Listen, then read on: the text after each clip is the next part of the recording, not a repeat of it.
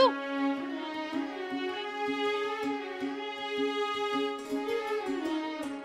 हा जामा धुवू नका, तसाच ठेवा आमच्या संदुकीत. असा चिखलाने भरलेला? हो, द्या ठेवून.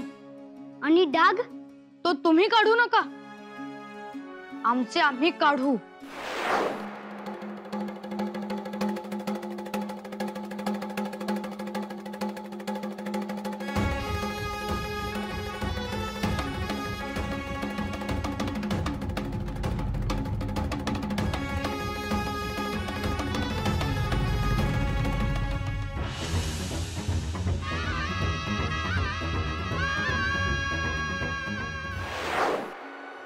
म्हणजे सांगितले ना, हे डाग गनिमांच्या रक्ताने धुवावे लागतील, तेव्हाच जातील. युवराज म्हणजे लढाई करणार? ती तर करावीच लागणार. जामा ठेवा संदुकीत, आमच्या अपमानाची याद म्हणून जपून ठेवा. कशाला डाग पडलेला जामा संदुकीत ठेवायचा? आम्ही म्हणालो ना ठेवा, मग ठेवा. आणि तळाशी ठेवा. अशा काळीत जाणाऱ्या गोष्टी तळाशीच पाहिजेत. ठेवा. एवढ्याने ओरडलात? हे नीटपणे सांगता आलं असतं. आम्ही तुमच्यावर ओरडलो नाही, आम्ही आमच्यावरच ओरडलो. तुम्ही असं ओरडणार असाल तर आम्ही शृंगारपुराला माहेरी निघून जाऊ. ठीक आहे, आम्ही मेणा तयार ठेवायला सांगतो.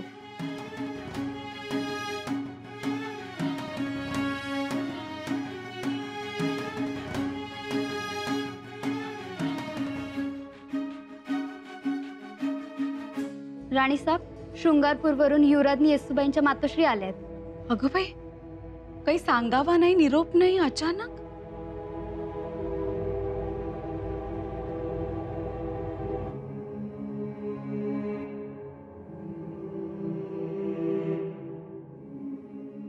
अहो हे काय? या या, बसा बसा. प्रवास कसा झाला? आणि तुम्ही कळवलं नाही? आपण तरी कुठे कळवले? एवढे मोठे संकट आलेले. विहीणबाई, युवराज छावणीत जाऊन राहिले. आम्हाला कोणी सांगितले सुद्धा नाही. वाड्यावर कुजबूज झाली, पण आमच्यापर्यंत कोणी पोचूच दिले नाही. पण समजले तेव्हा माझ्या मनाचा ठावच सुटला. आता सगळं ठीक झालंय. शंभूराजे गडावरच आहेत. दमच धरवला नाही म्हणून उठले आणि निघाले. कधी एकदा जावई बापूंना डोळे भरून बघते असं झालं होतं. आणि लेकीला बघायचं नाही? अहो लेकीचं काय, जावई बापू चांगले तर लेक चांगली. तिचं नशीब आता त्यांच्या सोबत बांधलेले. राणीसाहेब चांगले आहेत ना जावई बापू? चांगलेत, चिंतेचं काहीही कारण नाही. आता तुम्ही हातपाय धुवून घ्या, म्हणजे आम्ही थाळा लावायला सांगतो. अहो आता खुशाली मिळाली, माझं पोटच भरलं बघा. मी एक चीज वस्तू घेऊन आले. आमच्या शृंगारपुरात मोठे योगी आहेत, त्यांनीच मंत्रून हा धागा दिलाय. हा धागा तुम्ही जावई बापूंच्या दंडात बांधा. खरंच कसली कसली म्हणून बाधा व्हायची नाही. हे बघा विहीणबाई, तुम्ही मायेपोटी हा धागा आणला खरा, पण पुन्हा नका आणू. नाही म्हणजे महाराजांना हे आवडेलच असं नाही.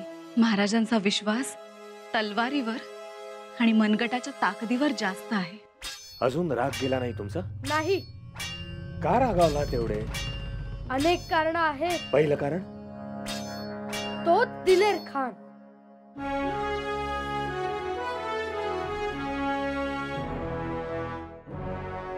तो कोल्हे बुद्धीचा आहे, कपटी आहे.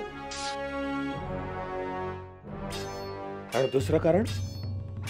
मिर्झा राजे खोटे आहेत. तुम्हाला दादाजी म्हणायचंय का? नाही, आम्हाला मिर्झा राजे म्हणायचे आहेत, कारण ते आमचे दादाजी होऊच शकत नाहीत.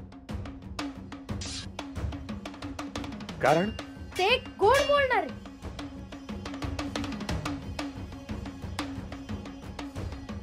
पण त्यांच्या गोड बोलण्यास मतलब लोंबकळताना दिसतो.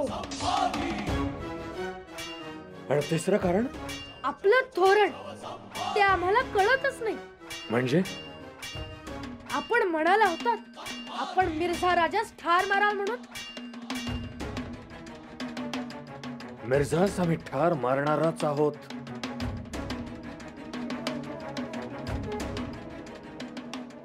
मग आम्हास का गुडघे टेकवायला लावले? आऊसाहेब म्हणाल्या होत्या आपण तह नाही तर सुरुंगाची वाट पेटवायला निघाला आहात. पण सुरुंगाची वाट पेटलीच नाही. शंभूराजे, आम्ही सुरुंगाची वाट पेटवली आहे. आबासाहेब आपण म्हणाला होता मिर्झा राजांना विश्वास द्या, त्यांची तारीफ करा. आम्ही केली, पण नतीजा आमचा अपमान झाला. आमच्या जाम्याला मातीचे डाग लागले. मातकट, हिरवट.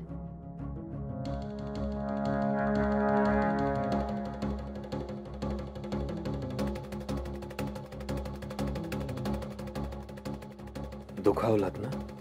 आबासाहेब, आम्ही 1,00,000 सैनिकात एका माणसाचं सैन्य बनून गेलो. मग सांगा, आम्ही ठरलो लायक? बिलकुल लायक ठरलात शंभूराजे, बिलकुल लायक ठरलात. या मोहिमेत तुम्ही खूप मोठं आणि महत्वाचं काम पार पाडलं. तुमच्या नुसत्या जाण्यानं आणि छावणीत राहण्यानं तो मिर्झा राजा म्यानबंद झाला.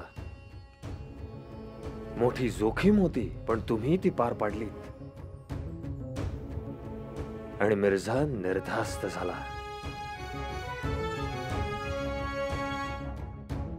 आता तो मिर्झा विजापूरच्या दिशेने जाईल.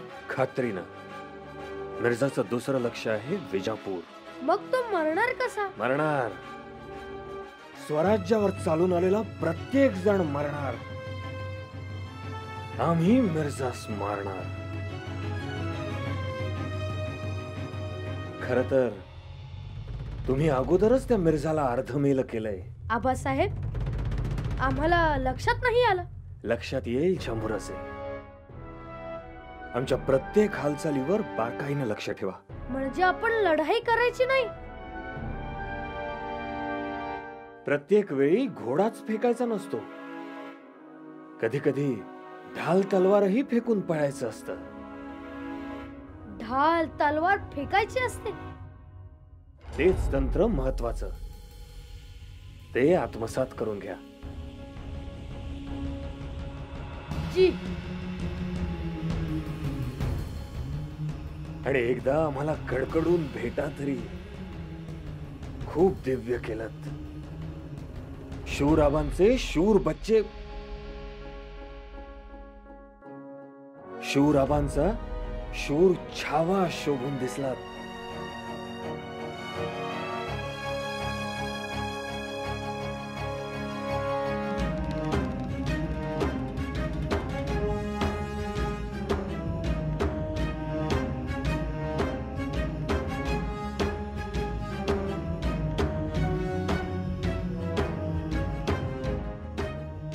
शंभूराजे, यापुढचा काळ आणखीन कठीण असणार आहे. लोक तुम्हाला म्हणतील तुम्ही मोगलांसमोर गुडघे टेकवलेत, आम्ही शरण गेलो. पण आपल्या वैयक्तिक सुखदुःखांना कुरवाळत बसायचं नाही. आपण रयतेच्या लाखो आत्म्यांचं प्रतीक आहोत. जे करायचं ते त्यांच्या सुखासाठी. जी महाराज. सावध असा, कारण हा सावधपणाच आता आपल्याला उपयोगी पडणार आहे. काय हा दबा धरून बसलेलाच आहे. राजाऊ, रमलीस नाही रे? राजाऊ नका म्हणू, येसूबाई म्हणा. अगो बाई, तुझी भाषा बदलली. पुतळा मातोश्री शिकवतात. कधी कधी आम्ही युवराजांसोबत केशव पंडितांकडे जातो, तर ते आम्हाला शिकवतात. आई आई, आम्ही संस्कृत शिकलो. हो, आता फारसी आणि अरबी शिकणार. अगं पण हे सगळं शिकून काय करणार? शिकायचंच असेल तर स्वयंपाक शिकावा. चुलीत भांड्या कुंड्यात लक्ष घालावा. आऊसाहेबांचा आदेश आहे ना. ते आमची उजळणी घेतात. आम्ही काय शिकलो, किती शिकलो ते पाहतात. एखादा श्लोक म्हटला तर आमचं कौतुकही करतात. छान. आता आम्हाला येसू म्हणणार ना? हो ग, पण असं लगोलग आमच्या तोंडात कसं बसेल? बसेल. अगं लहानपणापासून तुला राजाऊ राजाऊ अशा हाका मारल्यात. जिभेलाही तेच वळण पडलंय.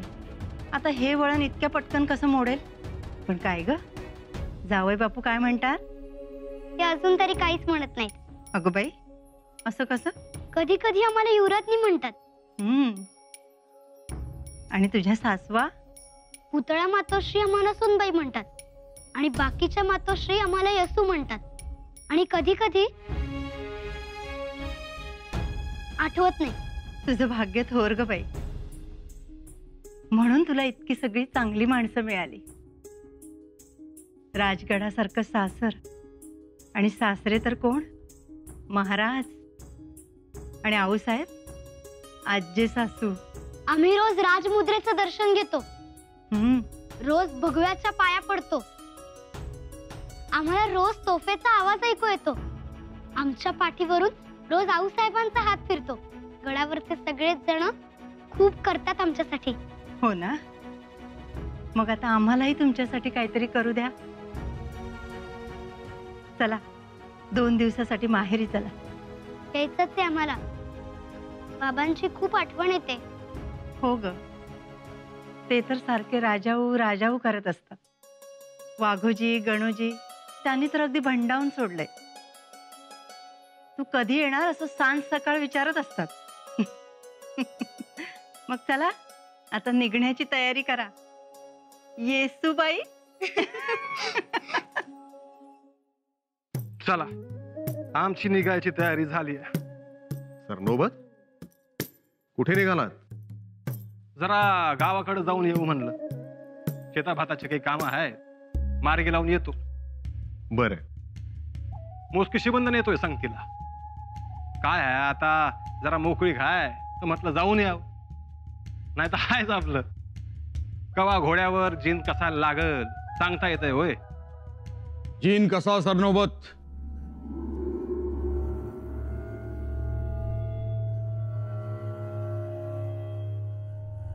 म्हणजे हा खलिता आला आहे मिर्झा राजांच्या गोटातून.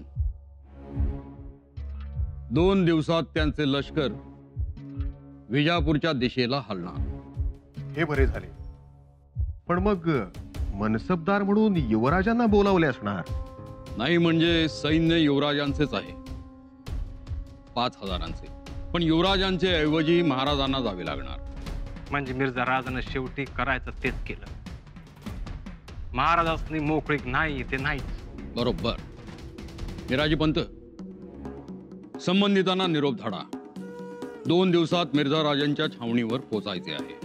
जेवढ्या लवकर मिर्झा राजांचे लष्कर स्वराज्यातून निघून जाईल तेवढे बरे होईल. आम्ही बी त्याचीच वाट पाहत होतो. नाही म्हणलं तरी आपल्याला समध्या कामांची तोशीस लागतेच म्हणा. त्यात रयत डोंगर कड्यात जाऊन राहिली आहे. आता ते बी परतणार गावाकडं. आमचं काय नाही, आम्ही जायचं मिर्झा राजांच्या लष्कराबरोबर. सरनौबत, जग दुनिया तुम्हास प्रतिशिवाजी म्हणून ओळखते. तुम्हास गड सोडता येणार नाही. ते बी आहेच नाही का. पण मिर्झा राजाचा कावा पुढं काय असं त्याच्या मनात नेमकं हाय तरी काय. पण राजा आता चाल काय खेळतील, मोठं अवघड गणित आहे. आम्हाला एवढेच वाटते की हल्ली औरंगजेबाची पत्र मिर्झा राजाकडे न जाता दिलेर खानाकडे थेट जातात. इथेच संशय आहे. सावधान राहायला हवे. आलोच. महाराजांच्या कानावर या गोष्टी घालून येतो.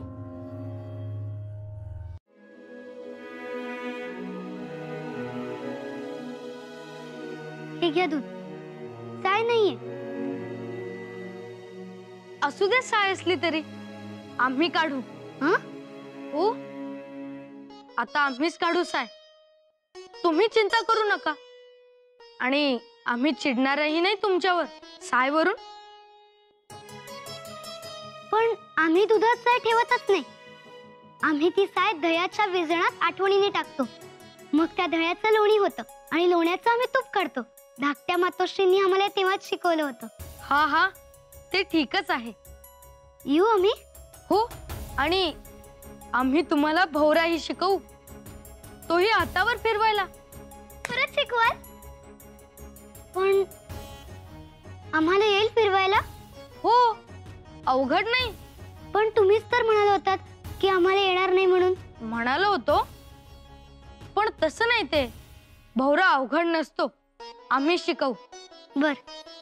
आजच सुतार मेटावरून छान भोवरा करायला सांगतो.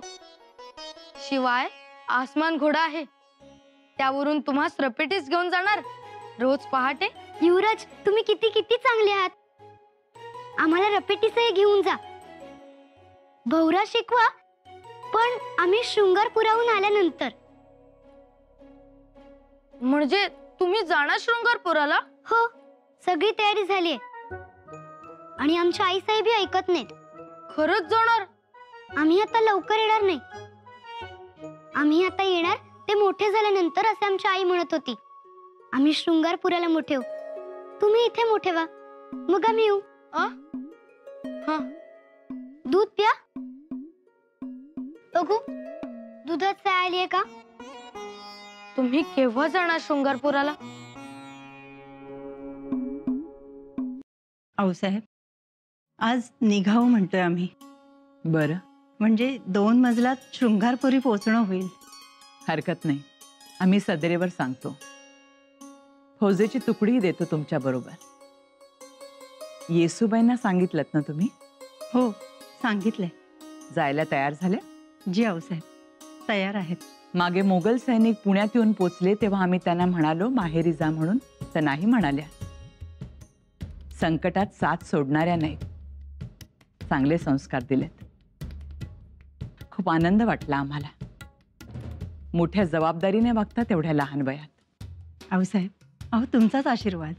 आम्ही पहिल्यांदा जेव्हा त्यांना पाहिलं ना, तेव्हाच आम्ही हेरलं ही मुलगी वेगळी आहे. आणि शिवबांची पारखता आमच्याहूनही सरस. मोठ्या गुणी आहेत येसूबाई. सगळ्या अगदी जबाबदारीने पाहतात. काय हवं नको सगळं ध्यानात ठेवतात. त्यात आता ती तुमचा पदर धरून वाढते. आता काळजी नाही. आता तुम्हीच तिचे आईबाप. मुळात उपजतच त्यांच्यात गुण आहेत. सगळे अगदी चकोट आहे. आता मिर्झा राजे विजापूरच्या रोखाला निघतील. उद्या परवा शिवबाही जातील. सगळे सैनिक जातील आणि मग सरदारही जातील. मग गडावर फारसा राबता नसेल. तेवढ्यात जाऊन येऊ देत माहेरी. कल्याणी जी. येसूबाईंना म्हणावं त्यांना काही सूचना करणं आवश्यक आहे. बोलावलंय म्हणा. जी. अहो आऊसाहेब, कशाला? आम्ही आहोतच की.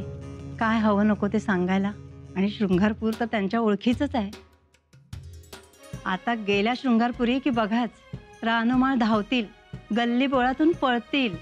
आणि तेच नकोय सावित्रीबाई. आता त्या शृंगारपूरला तुमच्या राजाऊ म्हणून येणार नाहीयेत, युवराज्ञी म्हणून येणार आहेत. भविष्य काळातल्या त्या राणी साहेब आहेत. आणि राणीनं काय ऐकावे, काय पाहावे, काय बोलावे हे महत्वाचे. याची आपण सगळ्यांनी काळजी घ्यायला हवी. होय होय, ते विसरलेच मी. आम्हाला एक अपेक्षा आहे. त्यांच्यात कणखरपणा तर यावाच, पण त्याबरोबर सात्विकताही यावी. त्यांच्यात राजसपणा वृद्धिंगत व्हावा.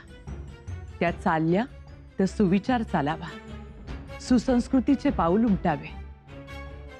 आणि बोलल्या तर ओठातून मोती पवळे सांडावे.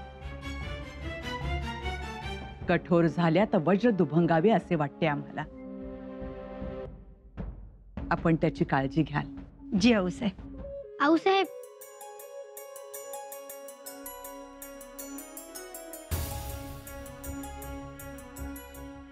घरातील सगळी माणसं रणांगणावर आणि आम्ही माहेरी. आमचं मन तिथे रमणार नाही. आम्ही नाही जाणार माहेरी.